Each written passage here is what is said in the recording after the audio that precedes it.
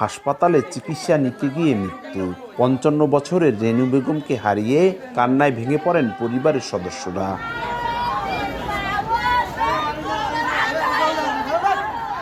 স্বজনরা জানান, মাদারীপুরের পানিছত্র এলাকার রেনু বেগমকে হার্নিয়া রোগ নিয়ে ভর্তি করা হয় শহরের ইটেরপুলের স্বাধীন জেনারেল হাসপাতালে। পরদিন দুপুরে অস্ত্রোপচার করেন ডাক্তার আলামিন মোহাম্মদ নওশান। ৪ ঘন্টার অস্ত্রোপচার শেষে রোগীকে বেডে নিলে শুরু হয় প্রচণ্ড ব্যথা। এরপর শনিবার সন্ধ্যায় মৃত্যু হয় রেনু বেগমের।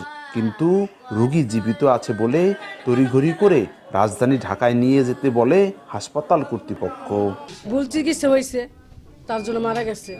তারপর তারা পারে নাই, আমার বলছে তুমি ঢাকা লইয়া যাও। আমি ঢাকা নিতে পারি নাই।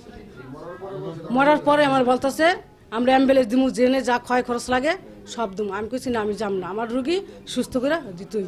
রুগী মারা গেছে, এরপরও হার্টবিট চলতেছে, চলতেছে, কিন্তু রুগী মারা গেছে আরো 1 ঘন্টা আগে। এতে কি ডাক্তার পলাইছে। আমরা চাই সুস্থ বিচার, আমরা জানি বিচার পাই।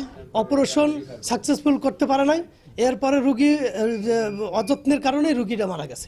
ঘটনার পর থেকে পলাতক অভিযুক্ত চিকিৎসক। তবে ভুল চিকিৎসার বিষয়টি অস্বীকার করেছে হাসপাতাল কর্তৃপক্ষ। ওনাদেরকে বলার পর ওনারা এই ব্যাপারটা একটু গাফলতি করছে যে আসলে আমরা এখানেই থাকতে চাই, মরিয়ার বাঁচি। সে ব্যাপারে ওনারা মন দিয়েই এখানে ছিল। আমরা তাদের সেবার ক্ষেত্রে ত্রুটি আমার পক্ষ থেকে আমার জানা মতে নাই, কিন্তু তারপরও তাদের অভিযোগ থাকবে যেহেতু তাদের স্বজন হারাইছে। এ বিষয়ে অভিযোগ পেলে আইনগত ব্যবস্থা নেওয়ার আশ্বাস পুলিশের। আমরা কোনো অভিযোগ পাই নাই এরকম বিষয়, এটা জানিও না। এরকম জানলে কোনো কিছু বিষয় বা অভিযোগ পাইলে আমরা ব্যবস্থা নেব। এ বিষয়ে জানতে একাধিকবার অভিযুক্ত চিকিৎসকের মোবাইলে কল দিলে তাকে পাওয়া যায়নি। সঞ্জয় কর্মকার, অভিজিৎ, সময় সংবাদ, মাদারীপুর।